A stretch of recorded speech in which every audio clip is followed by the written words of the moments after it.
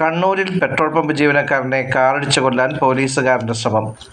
നഗരത്തിലെ NKBT petrol pump ജീവനക്കാരൻ അനിലിനെയാണ് കാറിടിച്ചു കൊല്ലാൻ ശ്രമിച്ചത്. സംഭവത്തിൻ്റെ CCTV ദൃശ്യങ്ങൾ പുറത്ത്. പോലീസുകാരനെതിരെ വധശ്രമത്തിന് കേസെടുത്തു. വകുപ്പ് തല നടപടി ഉണ്ടാകുമെന്ന് പോലീസ്. കണ്ണൂർ DHQ മെസ് ഡ്രൈവർ സന്തോഷാണ് പെട്രോൾ അടിച്ചതിൻ്റെ പണം മുഴുവൻ നൽകാതെ പോകാൻ ശ്രമിച്ചത്. തുടർന്ന് പമ്പ് ജീവനക്കാരൻ കാർ തടഞ്ഞു നിർത്തുകയായിരുന്നു. എന്നാൽ ജീവനക്കാരനെ വകവയ്ക്കാതെ കാർ മുന്നോട്ടെടുത്തു. കാറിൻ്റെ ബോണറ്റിന് മുകളിൽ ഇരിക്കുന്ന നിലയിൽ പെട്രോൾ പമ്പ് ജീവനക്കാരൻ അനിലിനെയും കൊണ്ട് ഏറെ ദൂരം മുന്നോട്ട് പോയി.